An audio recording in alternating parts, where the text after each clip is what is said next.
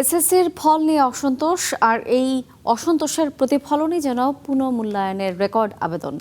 এখন নীতিমালায় পরিবর্তন এনে আবেদন প্রক্রিয়ায় শৃঙ্খলা ফেরানোর কথা বলছে শিক্ষা মন্ত্রণালয়।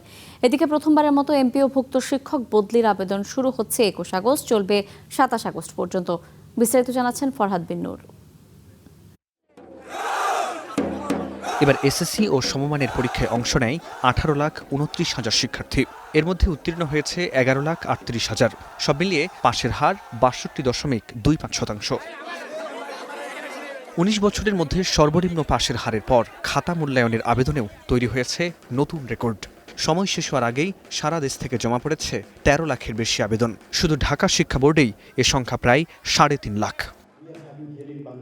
শিক্ষামন্ত্রী বলেন, শুধু ফেল করা শিক্ষার্থীরাই নয়, জিপিএ 5 পাওয়া শিক্ষার্থীরাও পুনর্মূল্যায়নের আবেদন করে। তাই শিগগিরই খাতা পুনর্মূল্যায়নের নীতিমালা করা হবে, যাতে যে কেউ ইচ্ছেমতো আবেদন করতে না পারে।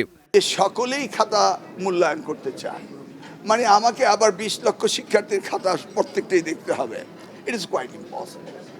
অতএব আমরা একটা নীতিমালা তৈরি করব কোন ধরনের খাতাগুলো রি-এক্সামিন হতে পারে। এদিকে 2-1 দিনের মধ্যে শিক্ষকদের বদলি প্রক্রিয়া শুরু হতে যাচ্ছে জানিয়ে শিক্ষামন্ত্রী জানান, এরপরই নতুন শিক্ষক নিয়োগের প্রক্রিয়া শুরু হবে। আমাদের পাবলিক স্কুল সিস্টেমে মাদ্রাসা অ্যান্ড স্কুলে প্রায় 77,000 শিক্ষক নিয়োগ দিতে হবে। সেটা দেওয়ার আগে আমাদের যারা বিভিন্ন দূর দূরান্তে পোস্টিং রয়েছে, সেটা ট্রান্সফারের ব্যবস্থা আমরা আশা করছি আজকালের মধ্যেই সেটা শুরু করতে যাচ্ছি। তারপর আমরা নিউ রিক্রুটমেন্টের দিকে যাচ্ছি। আমাদের স্কুলে, গভর্নমেন্ট স্কুলে রিক্রুটমেন্ট পিছিয়ে আছে, আমাদের কলেজের শিক্ষক স্বল্পতা রয়েছে, সেটাকেও আমরা অ্যাড্রেস করছি।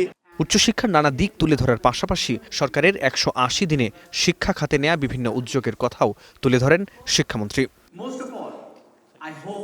ফরহাদ বিন নূর, স্টার নিউজ, ঢাকা।